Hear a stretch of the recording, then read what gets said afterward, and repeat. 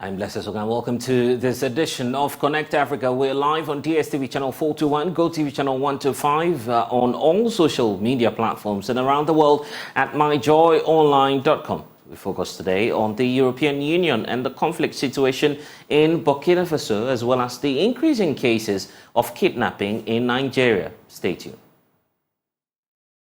Authorities in Johannesburg have blamed the ongoing heatwave on the lack of water in some parts of the city for several weeks. The South African Weather Service have issued a warning of excessively high temperatures, with a peak expected on Wednesday. The Public Water Services provider says increased water consumption and lower reservoir levels are also fueling the city's ongoing water crisis. A Zimbabwean tour guide has been trampled to death by charging elephant at South Africa's Gondwana Private Game Reserve. David Kandela, 36, was leading a group of tourists when the tragedy happened. 8 children and 1 adult have been confirmed dead and 78 others hospitalized after eating sea turtle meat on Zanzibar's Pemba Island. Authorities in Zanzibar sent a disaster management team led by Hamza Hassan Juma, who urged people to avoid consuming sea turtles. And now, the European Union says it is actively engaged in supporting the population of displaced persons who are moving away from the conflict situation in Burkina Faso. The West African nation is now taking the lead spot as the country with the worst impact from terrorism. The latest Global Terrorism Index shows Burkina Faso suffered the worst impact from extremism, with deaths increasing by some 68% despite attacks decreasing by some 17%. The fragile security situation is leading to the displacement of some people while creating a crisis at Ghana's northern borders. But the European Union says it is working to support the Burkinabe population suffering from this crisis. Well, I caught up with the EU's head of cooperation in Burkina Faso, Diego Escalona, and I sought to find out how differently the EU is working to resolve the effects of this crisis on the West African sub-region. As I was saying, we've been partners for decades now on bilateral, let's say on the bilateral dimension of our relations with West Africa. So bilaterally, meaning in our cooperation with the countries, but also with the region as such, represented by WAEMO and ECOWAS. And I'm saying this because actually we increased for this multi-annual financial, let's say our financial cycles, the allocation provided to West Africa. And for what concerns regional cooperation, for the next period, it will be maintained. So factually, we have not only kept our cooperation with West Africa, and in particular with these two organizations, but we have increased it. And it's good that you're bringing some of these issues up. There's a need for us to take a look at, for instance, the aspect of integration. ECOWAS, as we know it, is a regional body, same as the European Union. You've been in existence way longer than the ECOWAS sub-region.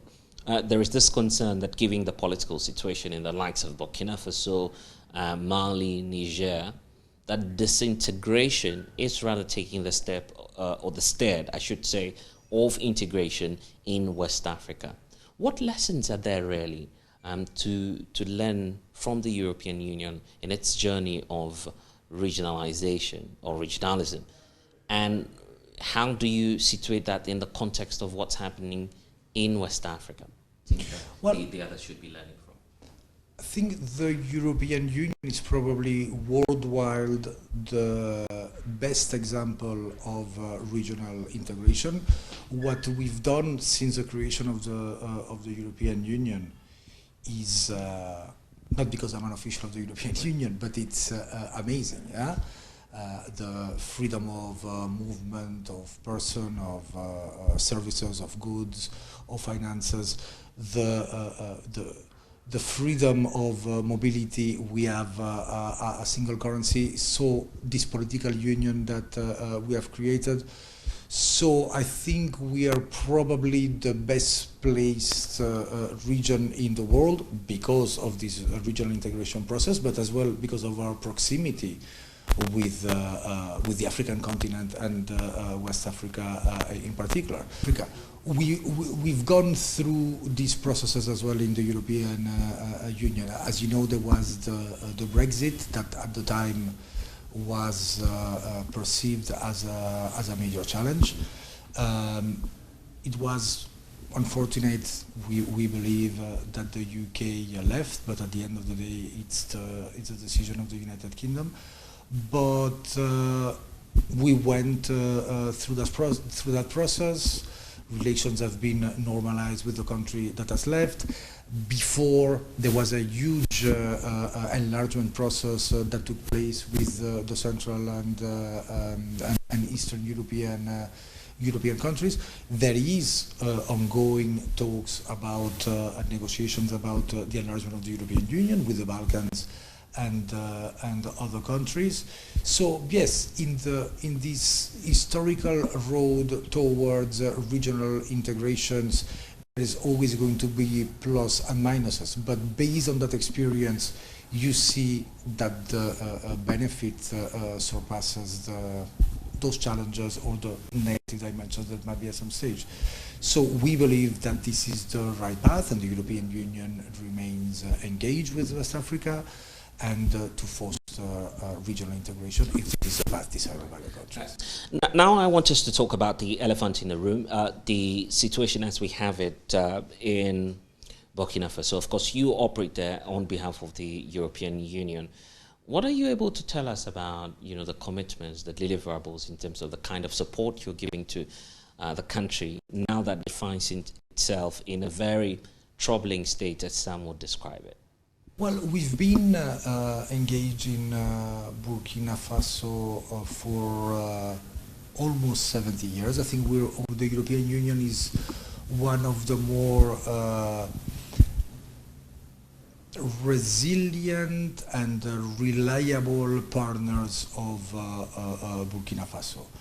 We cooperate in a large spectrum of areas.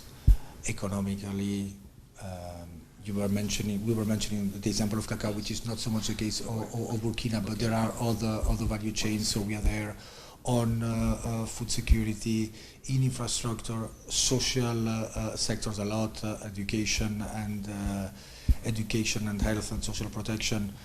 Given the particular difficult moment of the country, it is a significant part of our assistance is delivered through humanitarian assistance, to support, let's say, the most vulnerable populations, the internal displaced people, and the people that are in areas of the country directly affected by the conflict. And we will remain, if a message that I can pass is that we will remain engaged in Burkina Faso, supporting the people and the transition. As you know, we are amongst the international stakeholders that we believe that democracy and a constitutional order is the way to go. So we are there, present, to support the population and to facilitate this transition. Now, countries such as Ghana, even as we speak, are beginning to, have a spillover effect of what's happening in the Sahel.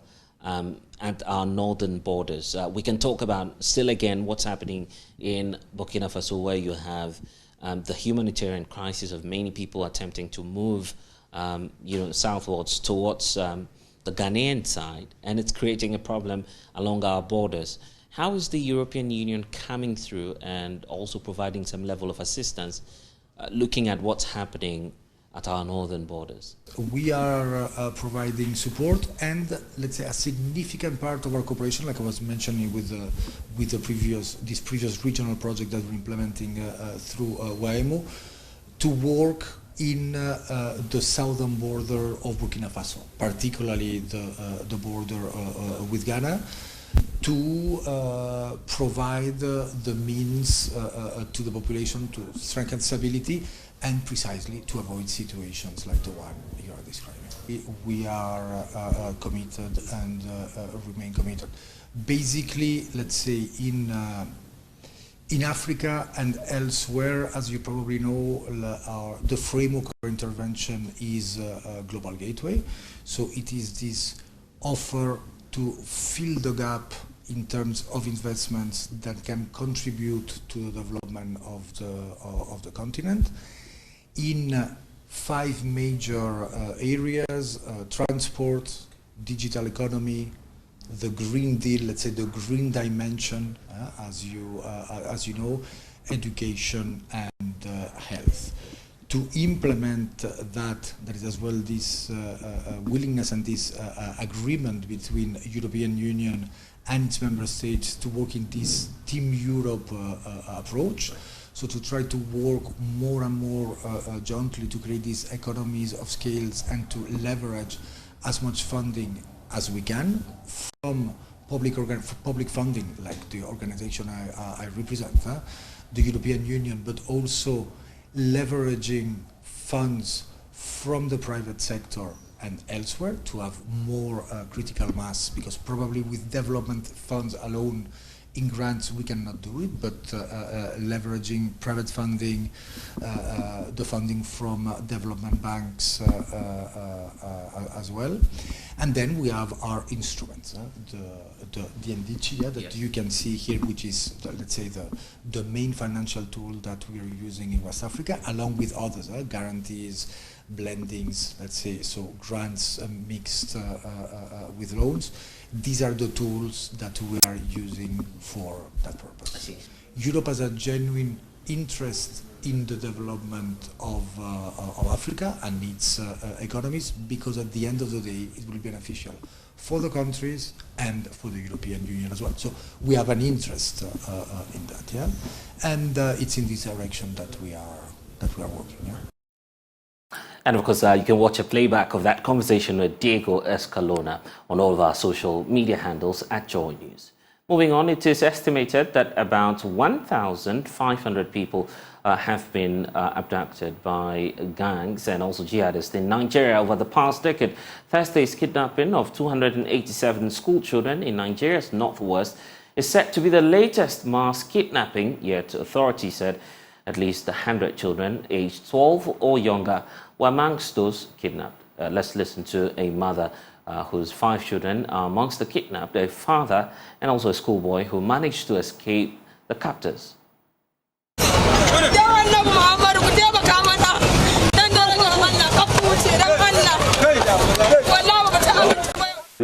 My wife and I, we're devastated. We just couldn't fall asleep. The bandits arrived on motorcycles. They started shouting and then shooting. All the students ran away into the nearby bushes. One of the bandits chased after me as I ran, but I was able to get away from him. I looked around for a way to escape, and I was able to make it across the road and into the bushes. I came home from there. These are sounds from the Associated Press and also our partners, DW, giving us that feed. We can now hear from the Vice President of Nigeria, who says government will leave no stone unturned in finding the kidnapped persons. By what happened, and he has instructed the security agencies to leave no stone unturned until we return our kids back to their parents. He is in regular contact with the governor of Kaduna State. Today, so far, he has spoken with the governor 4 times. He has spoken with me 3 times about how far with the rescue of the kids. Leadership requires sacrifice. Leadership requires weathering the toughest of storms. He rests assured that the President is equal to the task. The very essence of the existence of government is to secure the lives and properties of the citizenry. He has tasked the entire security architecture in the country to go all out and get back our kids safely. Videos there from our network at the African Independent Television. Unfortunately, we've been joined by Shola Jayeshemi, news editor at the African Independent Television, joining us live from Abuja now. And Shola, what's a good time, not necessarily in terms of what's happening in your country, to be talking to you, but we know that there are some reports indicating to us that in the northwestern part of Nigeria, that area is riddled with Islamic extremists, armed groups, thugs, if you may want to call them as such. And, many are not surprised about what's going on. Are they right? Yes, thank you so much for having me on your show, Pleasant Soga. I'm sure you can hear me clearly. Loud and clear. What you've just said is actually happening in the northeast of this country. These criminals who were initially tagged bandits, but the former administration of President Buhari eventually, under severe pressure from Nigerians, eventually put out the presidential order and named them terrorists, which is what they are because of the level of activities they've engaged in.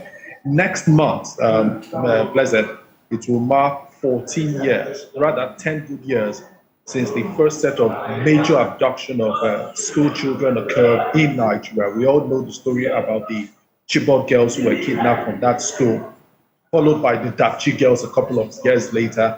And now we're having this in the northwestern part of the country, Kaduna, Kuriga, that's the name of the town, in the Chikun local government area of the state. And we can see that this is something that is causing a lot of what I would call, okay, I think I have some disconnect there. If you can still hear me loud and clear. Shola, you were just making a point about what's happening there and what we see on the screen. Okay, because I saw I was off the screen. Sorry, you're still with us, yes. Oh, beautiful, good. So let me just shoot. So basically, we can see the numbers of children who are in captivity in this latest incident, which occurred on Thursday morning, is about 287 in one fell swoop. So those are the students the authorities are looking for in Kaduna State. On Saturday morning at an Islamic school, not less than 15 students of that Islamic school were also taken. So at this moment, Nigeria is dealing with crises regarding two major abductions of school children, even those attending Western schools and those who are attending the Islamia schools.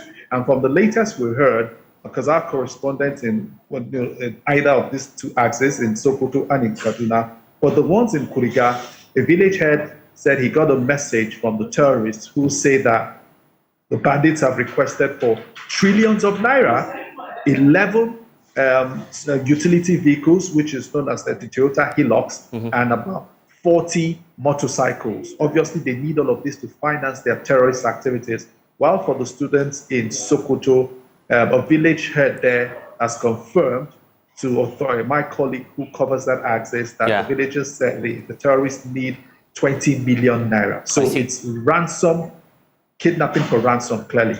And the Vice President, Kashim Shettima, moving into the area himself and giving promises that the government will indeed deal with the situation. What's been the sort of reaction to the statement and assurances coming through from the government? Well, like you saw in that video which you played, the parents are distraught. The parents are inconsolable. They want their kids back. Community leaders want these children back at home. But these are promises the authorities have made, because we've gotten in contact with the authorities as well as the military authorities who say they will not comment on their operation, that their own is to ensure these kids are gotten back home to their parents. So the optimism, the assurances are being given by the authorities, but for these parents, it's one too many for them. Looking at all that sorts of kidnappings which have occurred, that axis of this country is notorious for kidnapping. But why it's so loud now is because these are children who gathered for regular assembly, before the academic work begins on the day, and terrorists just walk in, surround the whole school, cut them away like as if they are, produce and all of that, alongside 4 of their teachers. A very sad situation there, I can imagine, and of course we're waiting further pronouncements, maybe from the president himself, obviously, who's deployed his vice president to check out the situation there. Shola Jayeshimi, editor at the African Independent Television, joining us. Just hold on for us, because I want to bring in now Dr. Kabir Adamu, who's a security expert with the Beacon Consulting Limited in Abuja, Nigeria. Thank you, sir, for spending some time with us here on Connect Africa. The point about what we're seeing now, not new to Nigeria, especially the parts where, of course, these incidents of extremism has been recorded. What can you say about the latest and the sort of response we're seeing from the federal government now? Yeah, you're right. The occurrences of abduction in schools is not a new development. Just like Shola mentioned, over the last decade, we've witnessed several incidents where schools are being targeted. But the interesting thing is that it's not that the Nigerian government folded its arms. So far, 3 major policy initiatives have been introduced. I'll quickly mention them: the Safe School Initiative, the Safe School Declaration, and then in 2021, what in Nigeria we call the National Policy on Safe Schools. And the idea of all of this is to galvanize effort between all the stakeholders to ensure protection in schools. Now, sadly, what we haven't seen is the full implementation of all of these initiatives. Now, with regards to the most recent incident, the most alarming one is the abduction of over 200 kids in Kaduna.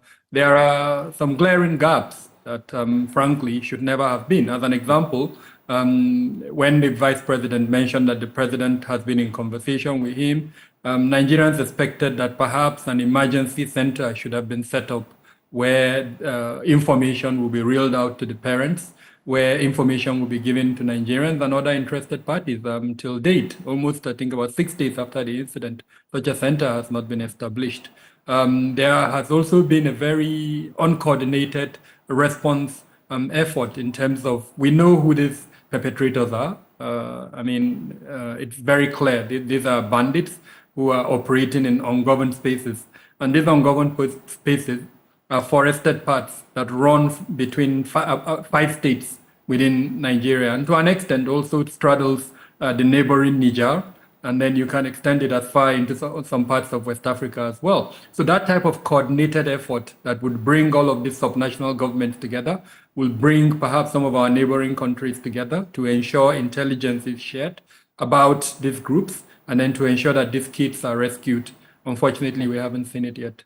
How different is the complexities surrounding this very latest attack is? What's the description for it, given the fact that you still have on the other side of the border Niger, as you're talking about, coming into the fore now, the fact that Nigeria does not have smooth diplomatic relations, so to speak, giving the latest breakdown in talks over the recent military coup d'etat in Niger. That could, compromise the situation, perhaps escalate tension within the region, given the fact that these bandits could be in touch with the military regime in Niger. I'm just speculating. I don't know what your take is. Okay, we shouldn't speculate, but there are some things that are very obvious. As an example, these are local groups. I don't want anyone to kid himself that they are foreigners. They are local groups. However, there may be foreign components to their operations. As an example, they are weaponry. It's very likely that those weaponries are coming through gun trafficking routes that straddle through countries within the West African sub-region and very possibly through the Niger. But these are long-established routes. It has nothing to do with the coup and the estranged relationship between the two countries. However, the possibility that these groups are exploiting gaps to perpetrate what they're doing is also very, very apparent. Aside from that, an industry has emerged locally that is supporting these groups. The current socio-economic conditions in Nigeria and across several countries, including your country, Ghana, makes it very easy for non-state actors, criminals, to actually take advantage and recruit and get the kind of support they need from local communities, especially where government presence does not allow protection for the citizens and residents of those locations. So these are some of the dynamics that we're seeing at the moment. But I think the most common one is this ungoverned spaces that I've mentioned. For a very long period, these ungoverned spaces have remained. And as a continent, actually, it's not just Nigeria. We haven't seen any credible effort to dominate those ungoverned spaces and reduce the capacity of these non-state actors to operate in them. And maybe one of the factors we've not been paying attention to is the leadership. There's a new president now, under whose regime this is happening. What's your expectation of how, Bola Ahmed Tinubu would have to deal with this situation? So he has some very beautiful policies. If anyone who has had time to look at his manifesto, which is called the Renewed Hope Agenda, embedded in that document is his security imperatives. And those security imperatives actually covers all of these elements that I'm mentioning. So he recognizes the fact that there is a correlation, a positive one actually, in economic downturn, and then the rise in security challenges. He also realizes the link between climate change and our inability as a continent to address the consequences of climate change and insecurity. He recognizes the role lack of inclusion and empowerment also plays in insecurity. He recognizes the role the thin spread of security forces contributes to security challenges. And all of this is on paper. I'm sorry for cutting through. The point about really. Practicality. Not really. I mean, 8 months is still very early to conclude that it's still on paper. Right. And I'm one of the few persons who knows that a lot is being done in terms of the effort. Now, I'm sorry to conclude or put it that the results of what we're experiencing in Nigeria at the moment have resulted from several years of malgovernance, as it were, and so it will be very difficult to address them in a very short while. But I agree with you. The need for security is palpable in Nigeria, and it has to be done immediately. And of course, anyone who is a victim of the consequence of insecurity will never be satisfied at the pace that the current government is going. Yeah. At least for now, Big Brother Nigeria agrees with Ghana. Anyway, that's on the lighter side. Thank you so much for spending some time with us, Dr. Kabir Adam, for speaking to us, a security expert joining us from Abuja. And grateful to you, Shola Jayajemi of the African Independent Television Network. We'll see you again on Connect Africa. I'm Lester Sugan. Log on to myjoyonline.com. More stories there for you. Bye-bye.